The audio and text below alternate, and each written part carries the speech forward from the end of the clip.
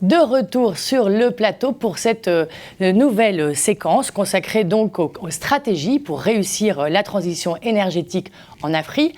En Afrique, bien sûr, un sujet très important, un sujet crucial, mais qui est également très large. Alors nous allons en fait le voir sur différents aspects.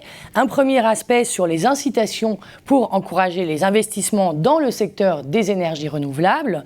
Nous parlerons ensuite révolution verte et nous ferons le tour avec nos invités sur comment chacun participe à la transition énergétique. Puis nous reparlerons bien sûr de la fracture énergétique, de l'accès universel à l'électricité et nous verrons, dans la lignée de ce que nous avons dit avant par rapport au numérique, comment la transition énergétique devient la réponse aux enjeux et défis en matière de développement.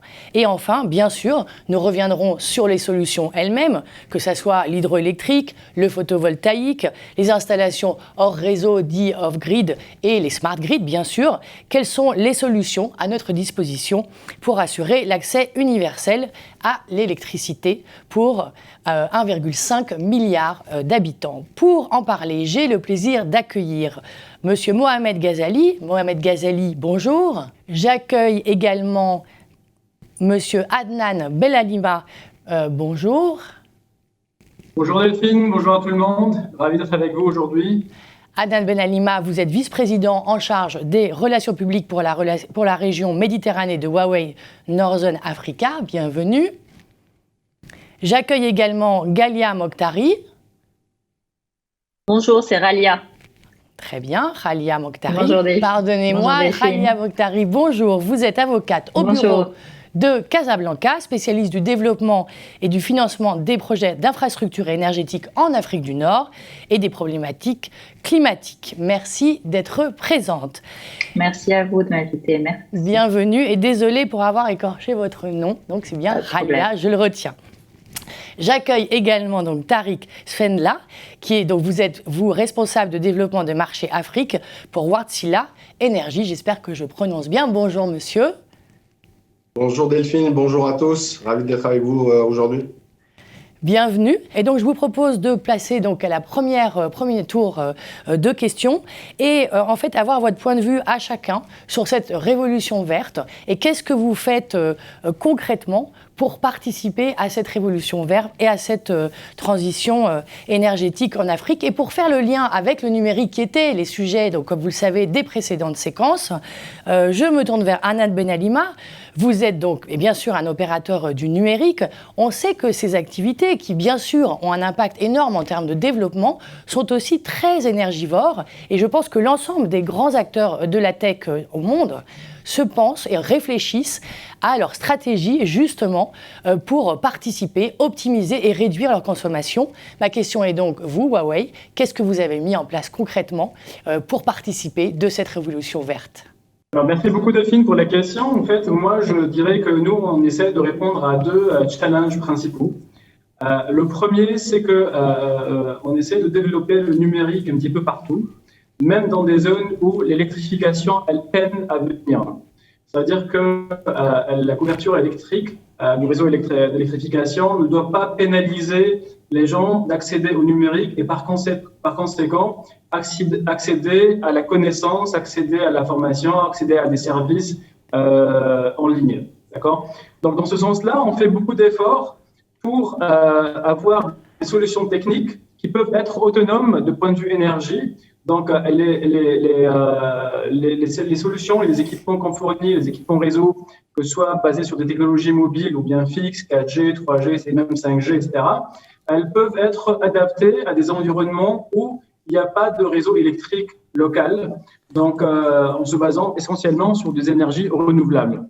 Bien sûr, ces technologies-là, elles sont très poussées donc, pour fabriquer leur propre énergie, pour les stocker sur une longue durée avec des batteries lithium et autres, mais aussi à travers des algorithmes très puissants basés sur l'intelligence artificielle qui peuvent vraiment optimiser l'utilisation et la consommation d'énergie de ces sites-là. D'accord ? Donc, on a des solutions dédiées, on l'a déployé dans pas mal de pays en Afrique, en Amérique latine et en Asie du Sud. Et ça a donné vraiment de très bons résultats et ce qui a permis vraiment de désenclaver numériquement beaucoup de régions et leur fournir le service numérique, même si le réseau électrique n'est pas vraiment très bien déployé localement. Ensuite, nous, on est aussi acteurs dans tout ce qui est énergie renouvelable et surtout les énergies solaires, parce que les équipements Huawei, ils sont vraiment très utilisés dans la production de ce genre d'énergie à travers des onduleurs ou des convertisseurs, etc., qui ont fait vraiment leur preuve et qui sont utilisés largement dans plusieurs projets dans différents pays du monde. Ensuite, si je reviens à votre question par rapport aux défis de consommation énergétique dans le numérique de façon générale, c'est vrai qu'il y a des études qui ont montré que la consommation énergétique, elle croît considérablement avec le numérique parce qu'on aura besoin des clouds, des data centers, il faudra les refroidir avec des grosses machines en termes de climatisation, etc. Mais Huawei, elle a fait vraiment des efforts très considérables parce que les générations d'équipements qu'on fournit d'une année à une autre, un des principales caractéristiques qui nous concerne, c'est de pouvoir être plus efficace en termes de consommation d'énergie et utiliser beaucoup moins d'énergie. Donc, je vous donnerai quelques chiffres. Par exemple, l'année dernière, on a fait une étude grâce aux recherches et développement de solutions qu'on a pu faire. On a pu économiser plus que 273 milliards de kilowattheures, d'accord, de consommation d'énergie, ce qui est équivalent à plus que 170 millions de tonnes de CO2. Et c'est presque aussi équivalent à la plantation de 220 000 arbres, si je pourrais schématiser ça de cette façon-là. Donc, nous, à notre niveau, en tant qu'acteur principal dans les infrastructures numériques, il faut savoir qu'il y a plus que 3,5 milliards de personnes qui transitent sur des réseaux fournis par Huawei, donc c'est plus que la moitié de la population mondiale. Donc, du coup, les efforts qu'on a pu faire dans ce sens-là, ils sont très considérables. Et ce qui donne ces chiffres-là, donc plus que 170 millions de tonnes de CO2 économisées qui auraient pu être perdu suite à la consommation des équipements digitaux. Très bien, merci beaucoup Adnan. Je crois que justement Mohamed Ghazali nous a rejoint. Mohamed Ghazali, est-ce que vous m'entendez ? Je crois que vous êtes présent puisque vous aviez votre micro justement qui était ouvert il y a quelques secondes. Peut-être l'avez-vous éteint. En tous les cas, ce que je vous propose, c'est de poursuivre les échanges, puisque là, nous parlons de la révolution verte, puis je vous redonnerai la parole tout à l'heure, et à ce moment-là, je vous demanderai de bien vouloir activer votre micro et de le garder fermé jusque-là.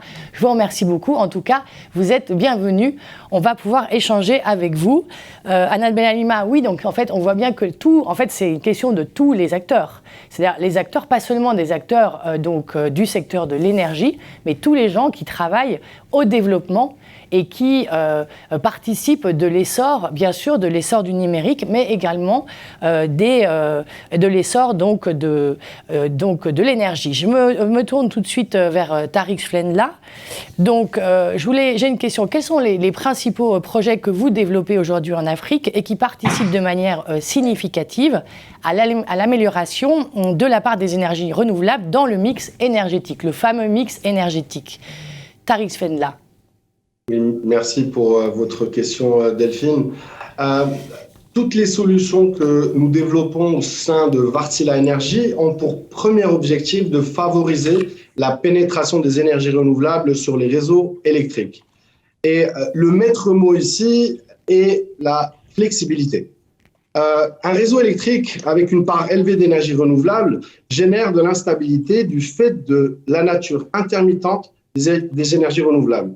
Il nécessite donc de multiples formes de flexibilité, c'est-à-dire des capacités de production et des moyens contractuels permettant de réagir en temps utile aux variations de l'offre et de la demande d'électricité.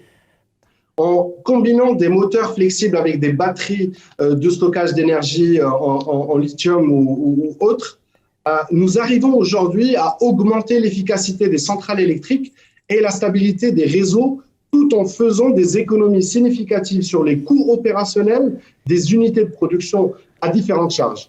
beaucoup de nos clients font face à des challenges considérables quant à l'utilisation efficace des unités de production. Par exemple, je pourrais citer comment optimiser ce qu'on appelle la réserve tournante pour faire face à la variabilité de la production d'énergie renouvelable, ou la définition de la planification optimale des opérations des centrales électriques à des charges variables sous différentes contraintes réseau et environnementales. Afin d'accompagner nos clients, nous avons développé, en plus de nos solutions énergétiques qui sont des batteries et des moteurs flexibles, nous avons développé un Energy Management System qui s'appuie sur de l'intelligence artificielle afin de répondre aux besoins spécifiques des clients. L'intégration des systèmes avec nos solutions moteurs et batteries a permis dans plusieurs projets de réduire significativement l'empreinte carbone des centrales électriques, tout en réduisant également significativement les coûts de production. Je pourrais citer en exemple le projet FECOLA que nous avons réalisé cette année au Mali et qui permet de réduire de 20% les émissions de CO2 tout en réduisant de 7% le coût de l'énergie. Cette centrale est à ce jour la plus grande centrale hybride en réseau isolé au monde et démontre que l'utilisation intelligente de différentes sources d'énergie est possible et peut contribuer à l'amélioration de la part d'énergie renouvelable dans le mix énergétique du continent, tout en offrant des bénéfices à la fois environnementaux et économiques. Très bien, merci. Je me tourne vers Khalia Mokhtari. Je le disais, donc vous êtes avocate au bureau de Casablanca, spécialiste du développement et des financements des projets d'infrastructures, en particulier énergétiques en Afrique du Nord, et des problématiques climatiques. Alors vous êtes un acteur, vous êtes un cabinet de conseil, et vous accompagnez des projets liés au secteur des énergies. Quels sont les projets sur lesquels vous avez été présente et qu'est-ce que vous voudriez nous dire justement dans cet accompagnement de l'émergence d'une économie et d'une révolution verte sur le continent? Quel est votre rôle? Oui, donc comme vous l'avez très bien souligné, je travaille principalement dans le secteur énergétique, donc dans le développement et dans le financement des projets énergétiques depuis à peu près plus de 10 ans. Et je suis agréablement surprise et toujours ravie et fière de dire que mon pays a été pionnier en Afrique dans le développement des projets renouvelables. Nous avons commencé le développement, je dirais, fin des années 90 par le premier projet de Koudia dans le nord du Maroc. C'était un projet éolien. Et par la suite, il y a à peu près plus de 10 ans maintenant, le roi Mohamed VI a lancé un programme innovant et très ambitieux, programme éolien et solaire, pour développer des projets éoliens et solaires dans le Maroc, qui a été accompagné également par plusieurs lois et par la création également d'institutions qui accompagnent les différents acteurs énergétiques dans l'implémentation, dans la mise en œuvre de ces stratégies. Donc, depuis 2010, nous avons développé plusieurs projets. Nous avons constitué l'entité Mazen et nous avons développé plusieurs projets solaires. Donc, tout le monde connaît très bien les projets solaires de Mazen, les projets Nour. Nous avons également développé plusieurs projets éoliens. Le premier projet et le plus grand projet à avoir été développé, c'est celui de Tarfaya dans le sud du Maroc, qui est en capacité installée de 300 mégawatts. Et nous continuons toujours à développer d'autres projets tant dans l'éolien que dans le solaire, avec l'ambition d'atteindre, aujourd'hui nous sommes à plus de 36% d'énergie, de capacité installée en énergie renouvelable au Royaume du Maroc, avec l'ambition d'atteindre plus de 45% d'ici l'année 2021, donc d'ici la fin de cette année, et atteindre, il me semble, un peu plus d'ici 2050. Je pense que le chiffre était un peu plus ambitieux, je l'avais en tête. D'ici 2050, c'est de 52% en 2030, pardon. Donc j'accompagne les acteurs dans la mise en œuvre de cette stratégie.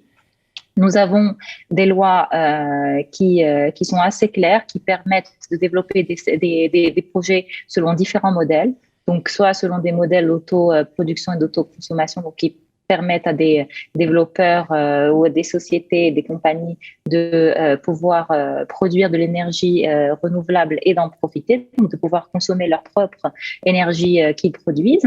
Également, nous avons des lois qui permettent à des acteurs privés développer des projets en vue de les revendre à d'autres acteurs privés. C'est ce qu'on appelle principalement les dispositions qui sont prévues dans le cadre de la loi 1309. Et nous avons bien entendu les lois qui permettent depuis le DAER de 63 de développer des projets sous forme d'appel d'offres sur les gros IPP en vue de produire de l'énergie et de la revendre à l'ONE.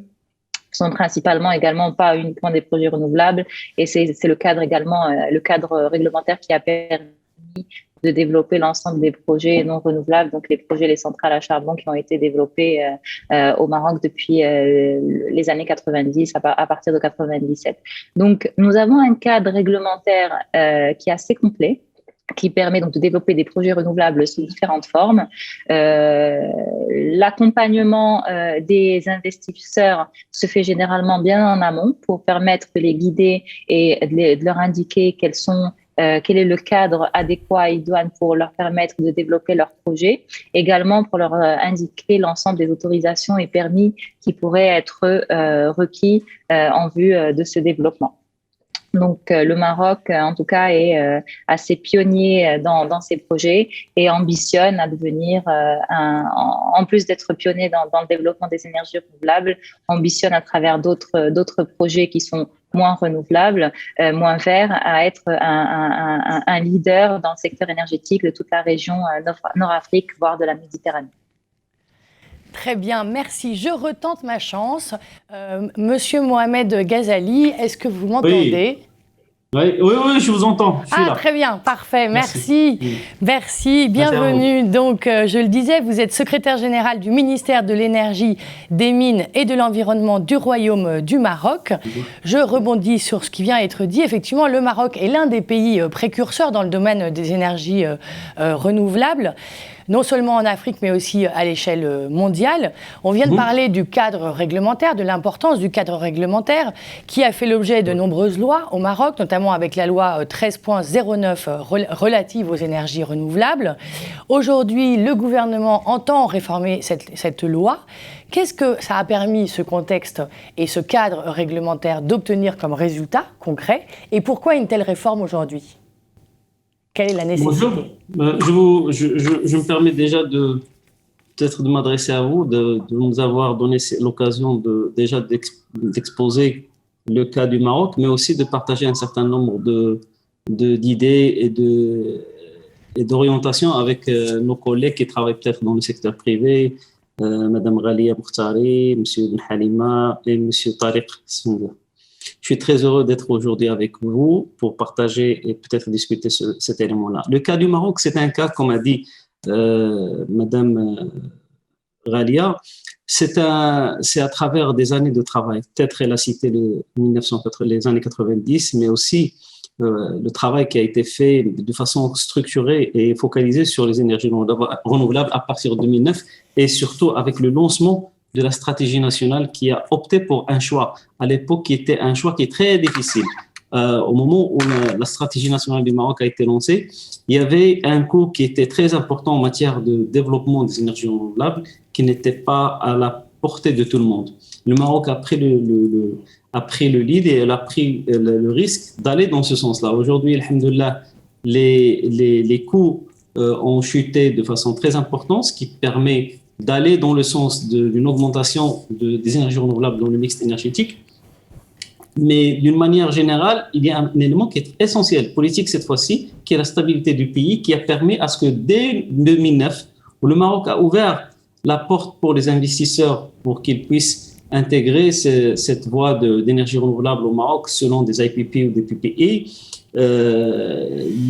les investisseurs n'ont pas tardé à venir. Aujourd'hui, nous traitons peut-être avec 12 nationalités différentes de tous bords. Il y a à peu près 55, je pense que c'est quelque chose de 55 ou 60 projets qui sont en cours pour la production, rien que pour la consommation nationale. Hier, nous étions avec un projet qui est énorme, faramineux, d'à peu près 13 gigawatts, dédié uniquement à l'export.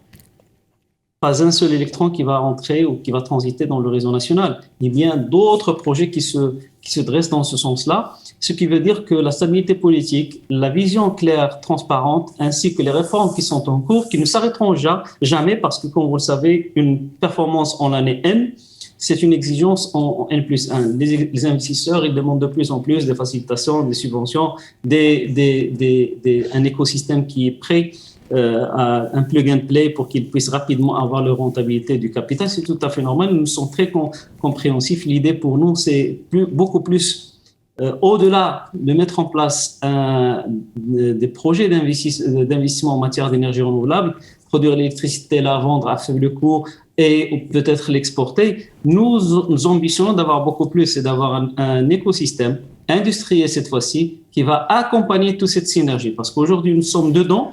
On est sûr que le train va continuer à marcher avec la même vitesse avec laquelle il était depuis 2009, mais il faut qu'il y aurait un impact beaucoup plus sur la population, sur l'économie nationale. Ça ne peut avoir lieu que si jamais il y aurait des dispositions qui permettent un local content, un impact et une interaction des infrastructures qui sont mises en place sur la population, sur l'industrie, pour qu'ils puissent avoir cette chaîne de reproduction de la valeur ajoutée. Tout ça ne peut se faire qu'avec la volonté, mais ça doit se faire avec une politique publique claire et prévoyante qui accompagne, qui facilite, mais aussi qui permet de faire la promotion des énergies renouvelables à l'étranger.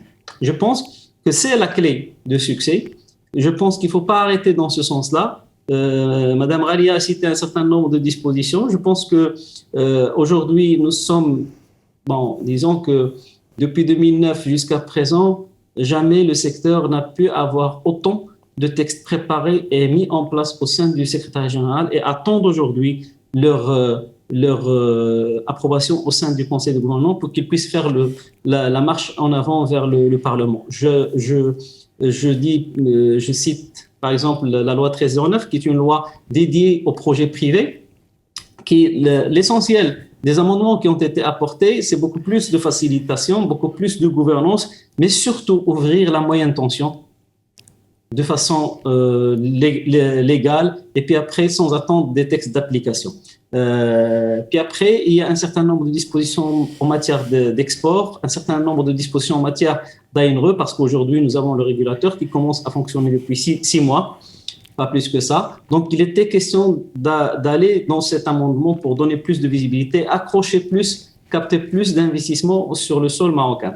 Le deuxième texte, c'est le texte de l'autoproduction. Comme vous le savez, la production pour la demande marocaine serait à un certain moment, qu'on le veuille ou non, serait presque auprès de la saturation. Pourquoi ? Parce que les investissements, ils auront une vitesse qui est supérieure à l'évolution de la demande. Ça, c'est tout à fait normal dans tous les pays du monde. Donc, il faut trouver d'autres niches. L'autre niche qui s'opère aujourd'hui, c'est la décentralisation, naturellement, de la production, ce qui a été pris en charge par la loi 1309, mais aussi l'autoproduction, à laquelle nous avons réservé toute une loi. La loi sur l'autoproduction qui permet de cadrer cette activité qui va être réalisée non seulement par les industriels, mais aussi par les institutionnels et par le citoyen d'une manière générale, ce qui permettra d'avoir une autre synergie d'économie nationale en matière de vente, installation, un écosystème de réalisation des composantes, etc., etc. Et tout ça, ça aura un impact très bénéfique sur l'économie nationale. Très bien, merci beaucoup. Justement, en matière d'économie, comme vous le savez, l'objectif de ce forum, c'est vraiment de montrer comment, finalement, la transition énergétique est un véritable levier économique, un levier de développement économique, sociétal et environnemental pour les pays africains.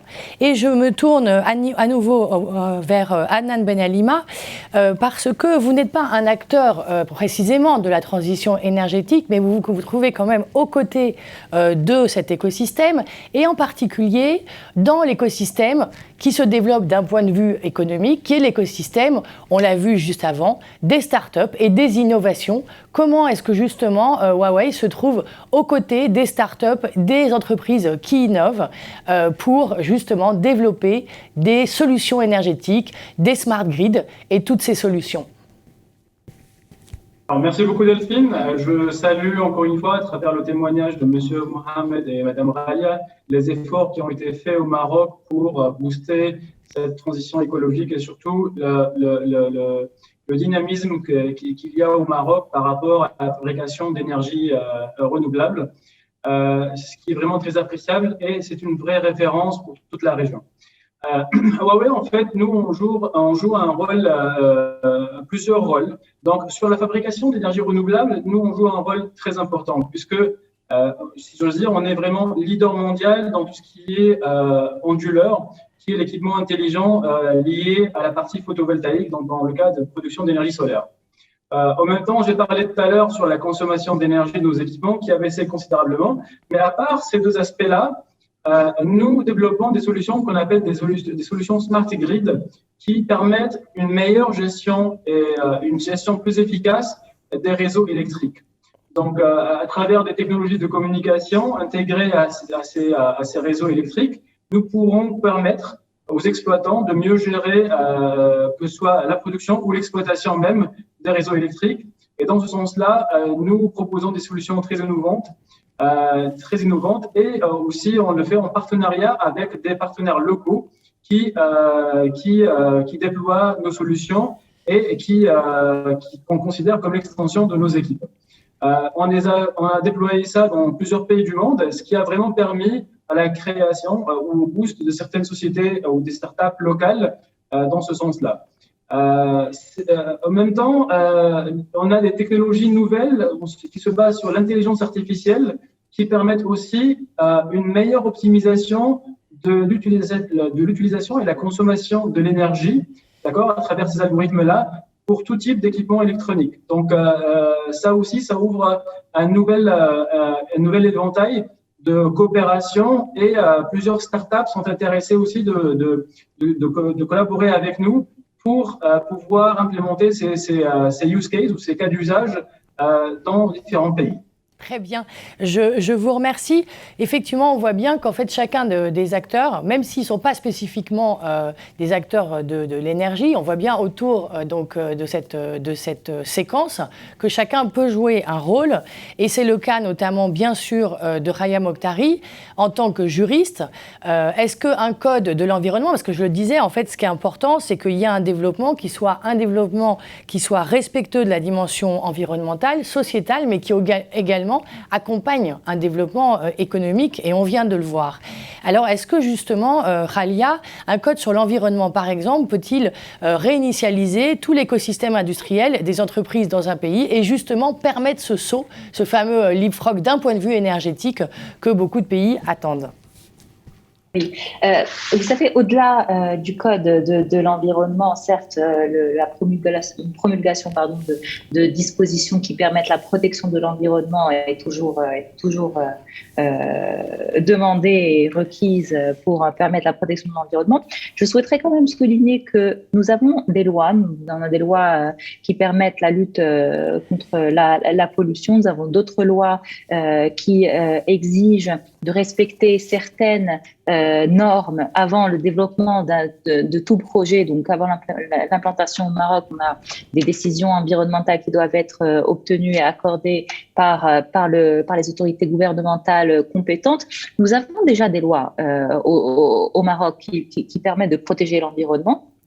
Il est toujours le problème, je dirais que ces lois sont un peu éparpillées. Donc, le problème que j'ai aujourd'hui quand on a des investisseurs qui s'intéressent au développement de projets au Maroc, se pose principalement la question de savoir, ok, quelles sont les lois que je dois respecter. Donc, il faut leur expliquer que il y a des lois qui sont prévues, donc des dispositions qui sont prévues par des lois différentes. Et l'idée, c'est vraiment de les compiler. Donc, à mon avis, déjà, avoir un code qui permet de compiler l'ensemble de ces dispositions existantes est clairement une excellente chose.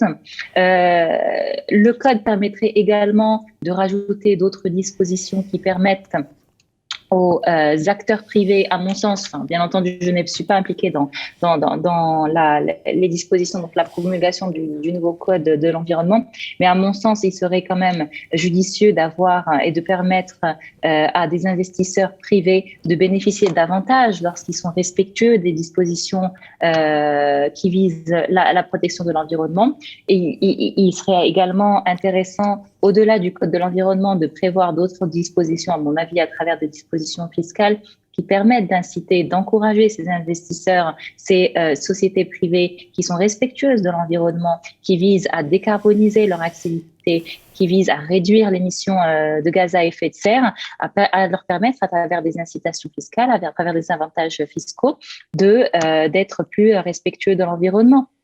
Le respect de l'environnement se fait également au-delà d'un code, mais se fait également à travers un encouragement étatique pour investir dans certains secteurs. Je dirais qu'aujourd'hui, dans le secteur de l'agriculture, il est recommandé aujourd'hui, on le sait à travers des études, que l'élevage du bétail n'est pas forcément une activité très respectueuse de l'environnement et très verte. Donc, il y aurait d'autres incitations à creuser par rapport à ce secteur-là. Dans le bâtiment aussi, il est possible de prévoir d'autres dispositions qui permettent de faire en sorte que les constructions soient plus respectueuses de l'environnement. Donc, au-delà d'un code, je dirais que c'est une très, très bonne chose de pouvoir compiler les lois existantes, de rajouter des dispositions qui permettent la préservation de l'environnement. Mais au-delà d'un code, il faudrait, à mon sens, une revue généralisée de tout le cadre légal qui s'applique et qui permette de protéger l'environnement et de faire en sorte que nous dirigeons vers des solutions plus vertes et plus protectrices de l'environnement dans notre pays. Très bien, merci pour votre pays et finalement pour l'ensemble du continent également, puisqu'en fait, en réalité, ce qui se passe, c'est que au-delà du cadre réglementaire, il y a également aujourd'hui la responsabilité même finalement des acteurs qui eux-mêmes peuvent se responsabiliser, et finalement tenir compte de standards ou d'exigences et s'approprier certaines exigences pour tirer en fait le continent et tirer les endroits dans lesquels il se trouve vers une meilleure qualité, ou en tout cas prendre en compte cette dimension à la fois environnementale et sociétale. Du coup, je me tourne directement vers Tariq Sfenla. Donc, je le disais, vous êtes responsable de développement de marché Afrique de Wärtsilä Énergie. Alors vous, justement, au niveau de Wärtsilä, quels sont les standards et les exigences que vous imposez pour assurer cette dimension environnementale et sociétale dans les projets que vous déployez? Tout d'abord, le sujet de la gouvernance économique, environnementale et sociale n'est pas seulement lié à la conception des solutions énergétiques, c'est aussi un facteur clé pour le succès d'un projet pendant tout son cycle de vie, y compris pendant son exécution et pendant les opérations. La majorité des politiques et exigences environnementales internationales pour les produits et solutions de Wärtsilä Énergie sont définies par l'International Finance Corporation, membre de la Banque mondiale. L'IFC fournit à l'industrie des exemples généraux et spécifiques de bonnes pratiques industrielles internationales, telles que les directives sur l'environnement, la santé et la sécurité pour les centrales thermiques, qui sont aujourd'hui considérées comme la norme environnementale minimale dans les grands projets mondiaux de centrales électriques. Lorsque les réglementations du pays d'accueil diffèrent des niveaux et des mesures présentes dans les directives environnementales et sociales, nos projets se conforment à celles qui sont les plus strictes. De manière générale, les produits Wärtsilä ont une longue durée de vie opérationnelle. Et par conséquent, l'identification des impacts du cycle de vie de nos produits est essentielle pour comprendre leur impact social et environnemental total. Nous gérons le cycle de vie de nos produits par le biais de leur conception, de la sélection minutieuse des fournisseurs, des méthodes de production et de l'optimisation du transport, de la maintenance et des réparations en cours de la vie opérationnelle des produits. Nous engageons et impliquons également les communautés locales et les entreprises locales dans chaque projet dans le but de créer un impact durable sur l'écosystème de nos centrales, même après la réalisation des projets. Notre force réside dans notre leadership technologique et par conséquent, la technologie joue un rôle central dans notre travail de durabilité. Ainsi, on se concentre sur le développement et la fourniture de solutions de services durables pour les industries dans lesquelles elles opèrent. L'utilisation de data et l'analyse des données du cycle de vie renforcent nos efforts visant à permettre l'émergence de sociétés durables grâce à des technologies intelligentes. Je dirais que de manière générale, il est tout à fait possible de combiner la technologie, l'innovation et aussi le cadre institutionnel avec la gouvernance environnementale et sociale en Afrique. On peut même dire que cette gouvernance n'est pas seulement un ensemble de règles que nous devons respecter, ça devient aujourd'hui aussi un facteur de différenciation qui peut accroître la compétitivité des entreprises et la bancabilité des projets. Très bien, merci beaucoup. Au début de ce forum, nous avons reçu Cristina Duarte, qui est donc conseillère spéciale à l'ONU pour l'Afrique, ancienne ministre des Finances du Cap-Vert, et qui a souligné, c'est vrai que lorsqu'on parle de transition énergétique, quand on parle d'énergie renouvelable, on oublie qu'aujourd'hui, on est quand même sur une fracture majeure, notamment bien sûr dans les campagnes, et que ça reste un problème vraiment à l'échelle du continent, et que si on ne trouve pas rapidement des solutions locales et des solutions de mix, en fait, on pourra parler d'un certain leapfrog, mais qui ne touchera pas tout le monde, et donc on ne parlera pas de développement. Donc j'aimerais vraiment qu'on termine avec ce sujet qui est vraiment le cœur du sujet. Comment est-ce qu'on fait justement pour qu'il y ait une forme d'égalité devant l'accès à l'énergie, et qu'est-ce que chacun d'entre vous peuvent apporter, pas seulement bien sûr à sa population, et là je me tourne vers Mohamed Ghazali. Bien sûr, on a dit que le Maroc était l'un des champions et qu'il y a ce mix énergétique, mais justement en tant que champion et avec cette avance que vous avez mis en place, qu'est-ce que vous faites aussi pour avoir une forme de bonne pratique, de transfert de technologie ou évidemment de lien avec les autres pays africains pour que ça soit une réussite à l'échelle du continent et que vous puissiez donc partager cela avec les autres pays. Mohamed Ghazali. Alors, je voulais juste parler en premier lieu du terme le leapfrog. Il n'y a pas de leapfrog. Les leapfrogs, c'est des trucs qu'on dit après coup. C'est lorsque on vient analyser une situation, on dit que les gens, ils ont fait un leapfrog. Ils étaient dans une situation et une autre situation. Sur l'état de choses, lorsqu'il s'agit d'infrastructures aussi importantes que l'énergie, il n'y a pas de leapfrog. Il y a un travail continu qui doit se faire de la base jusqu'au niveau du consommateur. Tout le monde doit s'y attaler. Le Maroc, depuis les années 90, il a lancé son PAGER, son programme d'électrification rurale. C'est à cause de ça qu'on a pu atteindre le taux de 99%.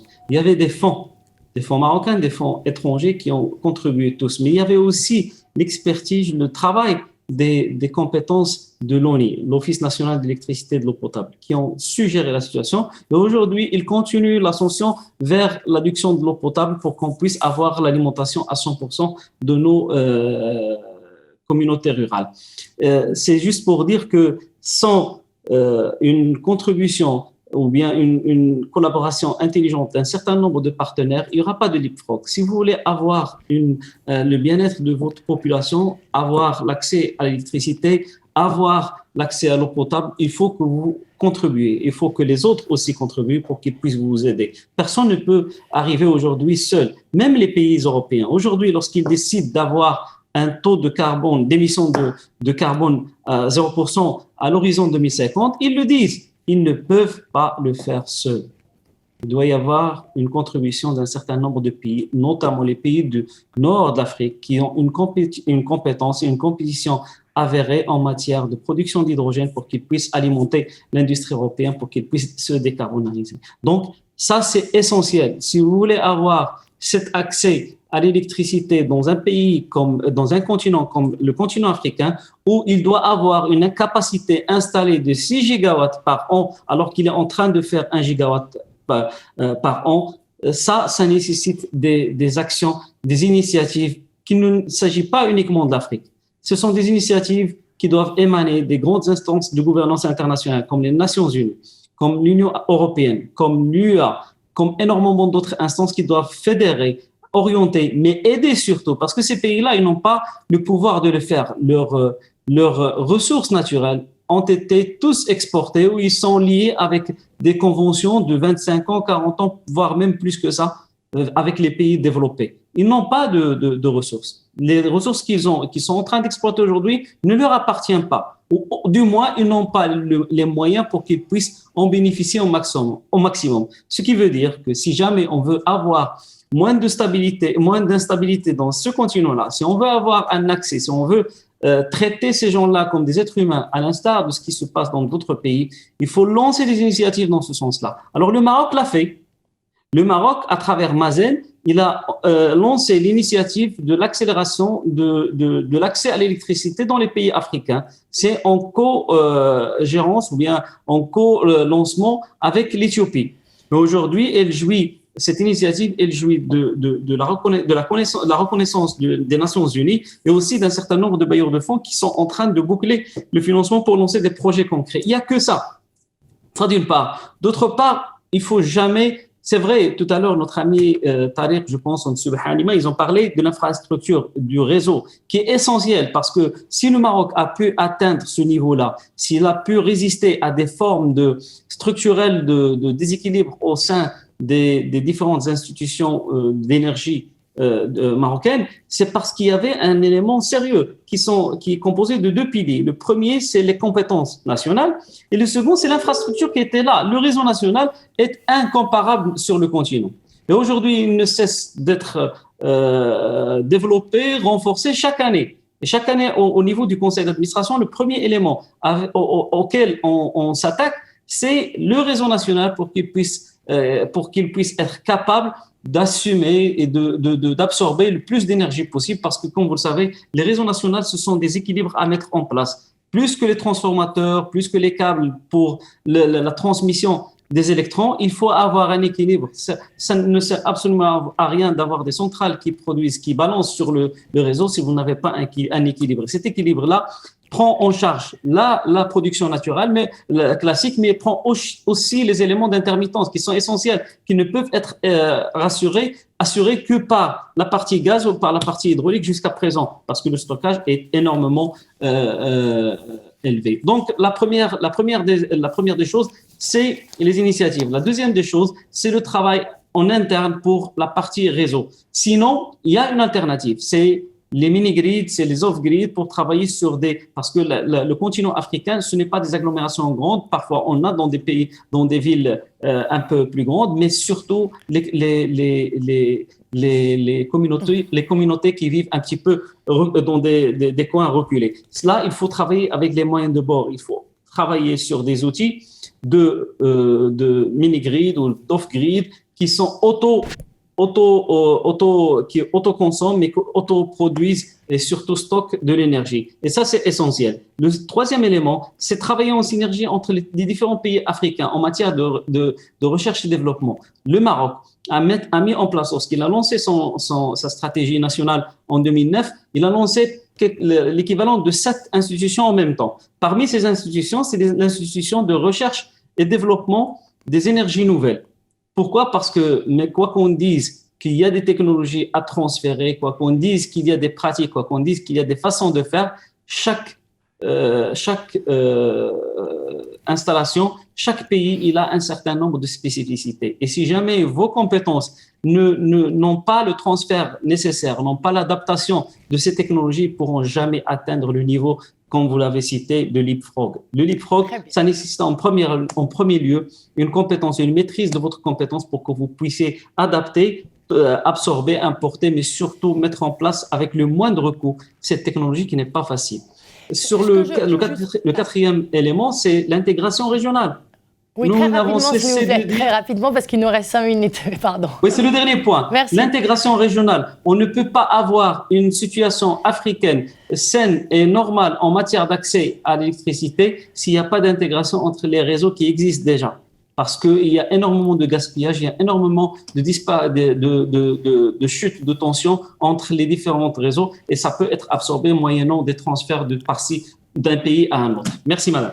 Très bien, merci beaucoup. Je retiens de ce que vous venez de dire la dimension bien sûr partenariale qui est cruciale, c'est-à-dire à la fois à l'échelle des institutions internationales, à l'échelle des pays et des typologies d'acteurs au sein des pays eux-mêmes pour arriver à trouver la solution finalement. La grande question qu'on se pose dans le cadre de ce forum, c'est comment finalement avoir accès à l'énergie et accès au numérique. Ces deux éléments sont totalement liés et sont vraiment, et on le disait tout à l'heure, les catalyseurs du développement.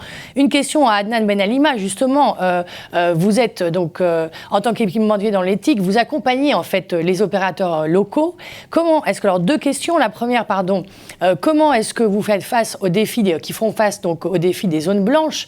Vos partenaires font face à ces défis des zones blanches. Comment est-ce que vous les accompagnez? Est-ce que vous avez des solutions que vous proposez justement pour toutes ces zones qui sont sans électricité? Première question. Et puis à l'inverse, d'un point de vue de la technologie, avec la 5G, eh bien, on va arriver à dans un avenir proche, à d'autres perspectives. Qu'est-ce que ça va changer, justement, la 5G à l'échelle du continent? Donc voilà vraiment les deux, on voit bien justement les deux extrêmes, finalement, de la situation du continent africain. Très bien. Alors, je commencerai par la première question concernant les zones blanches. En fait, les zones blanches, par définition, c'est des zones qui ne sont pas couvertes par un service de communication. Généralement, c'est des zones qui ne sont pas commercialement rentables pour des opérateurs nationaux de télécommunications. Donc, dans ce cas de figure, en général, c'est des subventions de l'État vers les opérateurs qui visent à fournir le service universel de communication à tous les citoyens du pays. Et dans ce sens-là, c'est l'opérateur qui nous mandate en tant que fournisseur pour trouver des solutions innovantes et qui font face à plusieurs défis. Et parmi les défis, c'est assez souvent le manque d'électrification. Et c'est là où on intervient parce que nous, on met en place des équipements, des solutions de réseau de télécommunications qui peuvent être autonomes de point de vue génération d'énergie.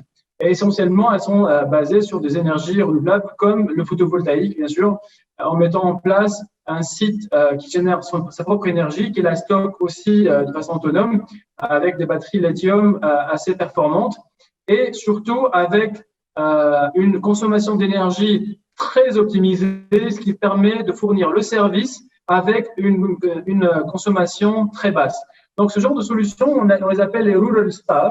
Et ça a cartonné dans plusieurs pays en Afrique parce que ça a permis vraiment de désenclaver pas mal de régions et faire face à ce défi-là. Ensuite, par rapport à l'évolution technologique des choses, parce qu'on parle de 5e génération, on a parlé de 3G, 4G, etc. Écoutez, nous, notre devise, c'est qu'on essaye de maximiser deux choses. La première chose, c'est de maximiser l'usage spectral de la fréquence attribuée, donc le ratio bit par hertz est en train d'augmenter. C'est pour ça qu'avec des fréquences 5G, on a des débits beaucoup plus importants. Et en même temps, théoriquement, on va dire que ça va consommer plus d'énergie, mais au contraire, non. En fait, le ratio consommation d'énergie, donc watts par rapport au débit, ce ratio-là, il est en train de diminuer d'une technologie à une autre avec des équipements plus performants. Et comme j'ai dit tout à l'heure, avec l'usage de nouveaux algorithmes basés sur l'intelligence artificielle, etc. Et surtout sur les technologies de climatisation, parce qu'on fait beaucoup d'efforts là-dessus. Les systèmes de cooling sont les systèmes les plus gourmands en termes de climatisation dans les systèmes de télécommunication. Donc, il y a des technologies aussi qui sont très innovantes en termes de refroidissement d'équipements qui permettent vraiment d'économiser beaucoup d'énergie sur ces réseaux. Donc, ça, c'est l'autre innovation. Donc, de façon générale, nous, notre contribution, c'est de pouvoir désenclaver des zones qui ne sont pas numériquement couvertes, même si électriquement, elles ne sont pas couvertes, en étant autonomes et on essaie de maximiser le ratio watt, donc kilowattheure donc de consommation, par rapport au débit fourni. Et ce ratio-là, il est en train d'augmenter considérablement d'une technologie à une autre. Et avec la 5G, ça va être vraiment très perceptible par rapport aux générations précédentes. Très bien, merci. Un petit mot de la fin à d'abord Tariq Flenda, juste pour parler en deux mots de l'Energy Transition Lab, et après je laisserai le mot de la fin pareil à Khalia sur la question du droit à l'électricité, parce que c'est quand même la question qu'on se pose tous, qui est au cœur du sujet. Donc Tariq Flenda, 2 mots sur Energy Transition Lab. Oui, nous avons créé au sein de Wärtsilä le Energy Transition Lab pour aider notre industrie, les décideurs politiques et le public à comprendre l'impact de la pandémie de la Covid-19 sur les marchés européens de l'électricité et analyser ce que cela signifie pour la conception et l'exploitation future des systèmes énergétiques dans le monde. Grâce à cet outil, nous avons pu observer en temps réel une simulation grandeur nature des effets d'une forte pénétration de renouvelables dans le mix de production énergétique. En regardant les résultats obtenus, nous avons noté en avril 2020 que la demande d'électricité a été particulièrement faible du fait du confinement qui était imposé à l'époque. Et en même temps, nous avons eu une période où les conditions climatiques étaient très favorables pour les énergies renouvelables, avec un fort ensoleillement et beaucoup de vent.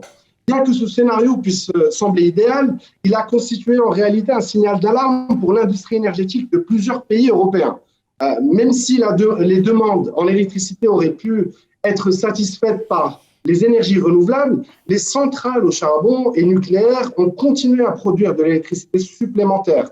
En raison de leur technologie inadéquate, elles ne pouvaient pas être mises en arrêt en arrêt et en marche de manière flexible. De plus, elles étaient nécessaires en tant que variable d'ajustement afin de prévenir rapidement.